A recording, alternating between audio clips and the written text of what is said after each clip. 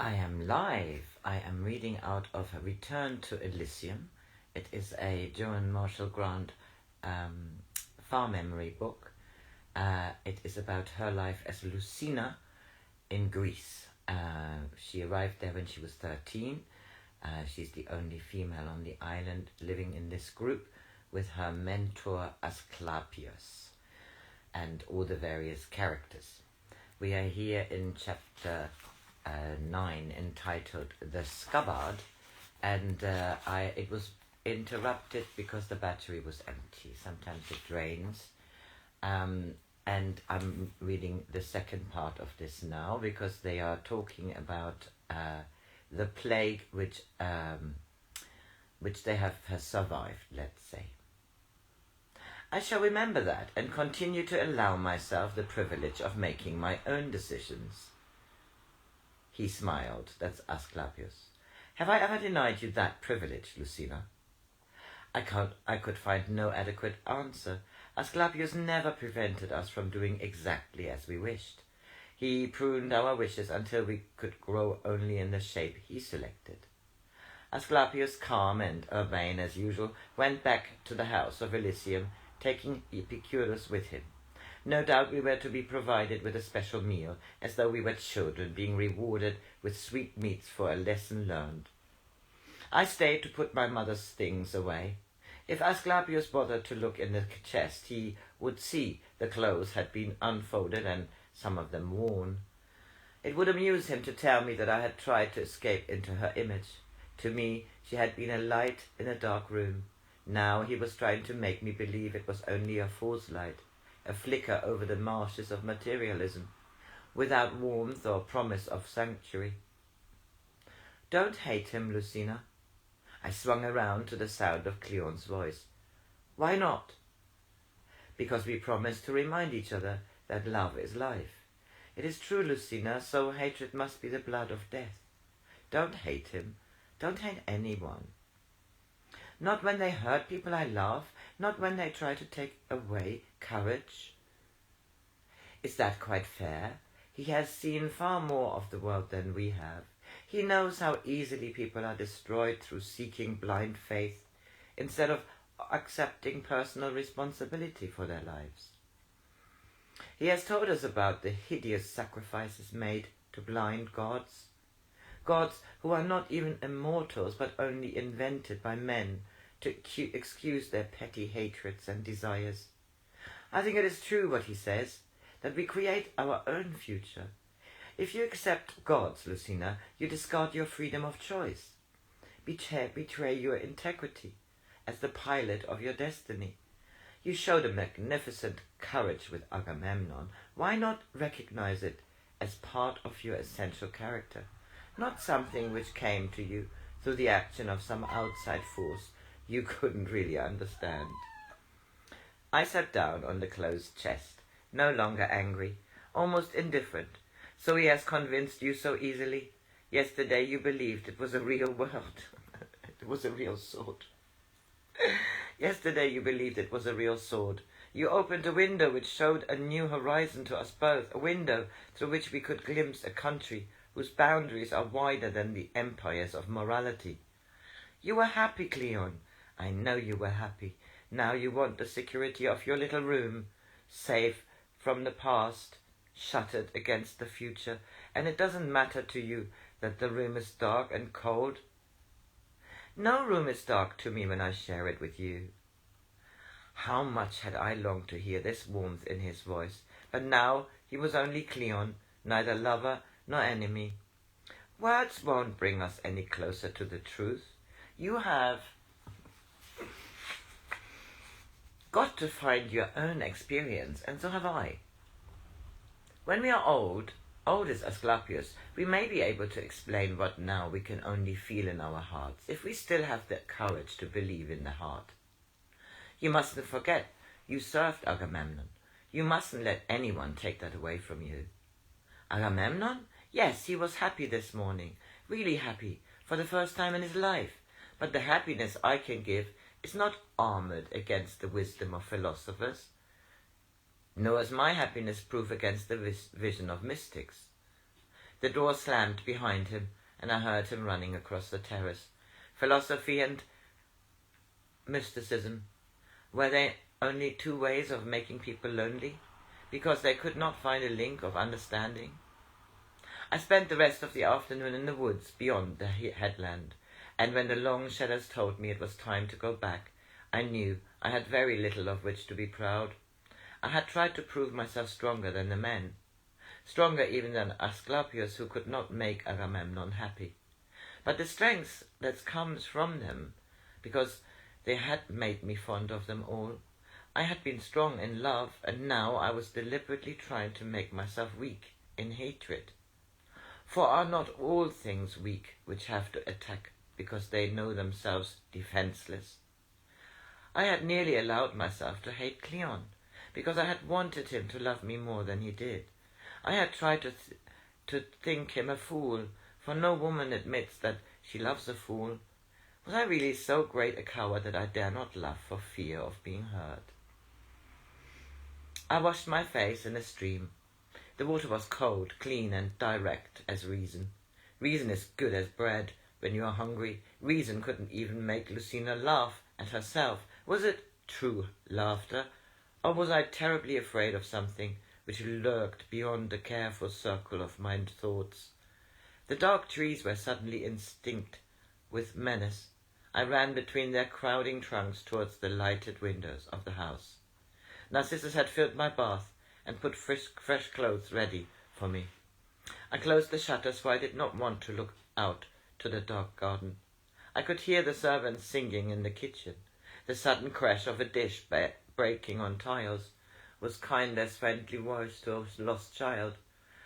I dressed slowly, rearranged my hair ribbons in neat rolls, each in an exact gradation of colour, gave fresh water to a spray of late roses which someone had put in a terracotta vase. It was still too early to join the others on the terrace. If I got there first, I should be alone with the whispering trees, an audience expectant beyond the balustrade.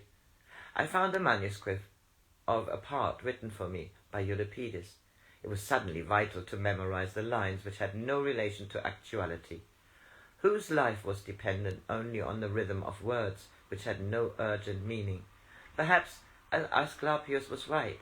Men and women could not afford to abandon the narrow frame through which they could see themselves in exact proportion to their small capacities. My place was set at the right hand of Asclepius, and I was relieved at this sign that he had no quarrel with me. The conversation deliberately ignored the last sorry days. Praxiteles described in detail a new statue he had seen in Athens, and we listened as though it was of supreme importance. Epicurus and Euripides exchanged a trivial witticism, and we laughed immoderately, betraying the tension which each tried to conceal. We waited for Agamemnon, and at last Cleon went to find him. Cleon came back to say he had gone down to the beach to spear fish, taking a servant to hold the torch. I tried to assure myself that this was a proof he had not taken the judgment of Asclepius too seriously. The dishes were cleared from the table, but no one made any more move to leave. Praxiteles was now engaged in a half-hearted discussion about the value of the frieze, in lending emphasis to the background of the formal grouping of a chorus. Asclepius leant back in his chair while he complimented Epicurus on the selection of certain Alexandrian wines which had arrived during our absence. A finer vintage than I have known since I visited the Delta 10 years ago, he said sententiously. It has not the profundity of a Maronean, the hospitable adaptability of the wines of Skiathos, nor the noble austerity of the Pramian, but to the discerning palate it contains a honeyed echo of the Egyptian sun. Cleon listened, but only with a surface interest, as I knew by the way he kept looking at me. Narcissus cracked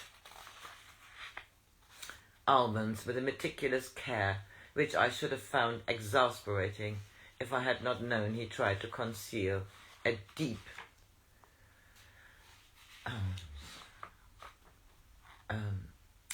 had not known, he tried to conceal a deep unease. An owl hooted 3 times. The conversation trickled back to fill the sudden silence. The room seemed unbearably close.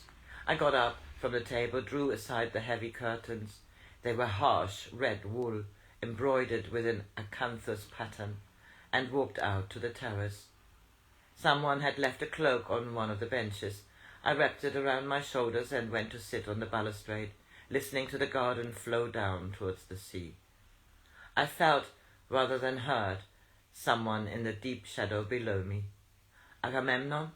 I said in a low voice. He did not answer, but I knew he was there. He could see me against the lighted house, but he was only a blur against the darkness. "Agamemnon, don't hide from me. The others are inside. They can't hear us." Words came, spoken, so quietly, so fast. They ran together like drops of water, water formless yet very clear in its essential substance. "I can't go away until I know you forgive me, Lucina. I don't want to see anyone else. No one else believed me. I had to be sure it was a real sword, to prove to myself that although I never had the courage to live by the sword, I was not afraid to die by the sword. Never let them make you betray life, Lucina. Never believe that you can escape life by dying. You can't escape anything by death. Life is so much stronger than we are, so much longer, so lonely without love. Please love me, Lucina. Lucina, I heard myself say, there's nothing to forgive, and so much to remember. I love you, Agamemnon. I love you. These words were loud and distinct. Were they only an echo of my voice? The silence was like an empty jar, waiting to be filled. Lucina, light in the dark. I love. I am no longer alone. Agamemnon, Agamemnon, remember me. The small sounds of night rushed in to drown the living silence. Again the owl hooted, and fear touched me on the forehead with a cold finger. Beyond the curtain, I heard someone laugh, a strident laugh, mirthless, cold. I had only to walk across the terrace to be among ordinary humanity. Why did I stay here, lost in the shadows between 2 worlds? A nightingale began to sing among the cypresses. I got slowly to my feet and went towards the sword of light, which thrust between the heavy curtains. I stood looking in at the lighted room.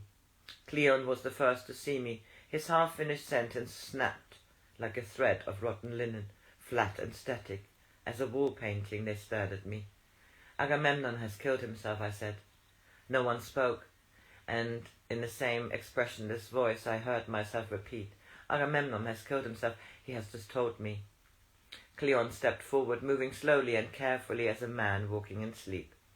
His hand was warm against my shoulder, but I could give him no response. Agamemnon is dead. Have you none of you the charity to treat his body with respect? You're dreaming, Lucina. Asclepius spoke with authority, trying to bring the room back to its secure normality. No, it's not a dream. You will find I've spoken the truth, a truth which you will never be able to explain away. I know Agamemnon is dead, but he didn't tell me where he had left his body. He died by the sword I put into his hand, and which you turned against his heart. You are exhausted by a long ordeal, my child. Asclepius came towards me, his hands outstretched, his face showing concern and real affection. I will give you a sleeping draught. I blame myself for forgetting how greatly you needed sleep. Lethe, Asclepius, or the little letter of poppies? I promised to remember. I said I would not escape into forgetfulness. The mind plays strange tricks on us when we have worked too hard. Let Cleon take you to your room. Sleep, and let the rest of us look for Agamemnon. If you wish, we will bring him to see you when he comes back, so that you are reassured. Agamemnon will not come back yet. I shall help you to search for his body. I looked at Euripides. I'm glad it was a great ode you wrote for his death. You always knew he was going to die, didn't you, Euripides? They tried to persuade me to go to bed, to leave to them the mournful search of the dark groves, where the night wind whispered a lament to the sleeping trees. When they knew I could not be deceived, they sent for torches and walked silent beside me. I went to the house on the headland, and then to the waterfall. where only this morning Agamemnon had been happy. I should have known he would not choose either place. There was a pale streak of dawn in the sky before we came to the olive grove, and our torches were guttering in the rising wind. The stone plinth was empty. The statue had fallen to lie forsaken in the rank grass. His eyes were open, blank as empty lids of marble. The sword was still fast in his hand, a blade hidden in the scabbard of his ribs. The blood which had seeped from the wound was dark on the hilt of the sword. I knelt to kiss his forehead. I tried to clean the sword, dear Agamemnon. The stain was too deep, but will you believe that I tried to clean the sword before I gave it back to you? Cleon stood beside the body of the man who had been our friend, staring down as though it had suddenly become horrible and dark with terror. It was Epicurus who caught me when my knees crumbled under the weight of my body, which I was too tired to carry. Epicurus, who sat beside my bed until the kindly little sister of Lethe bore me into sleep. It's a bit sad, but this is dramatic, isn't it? The next chapter is The Dramatist. Oh, chapter 10. Return to Elysium. Have a good Wednesday.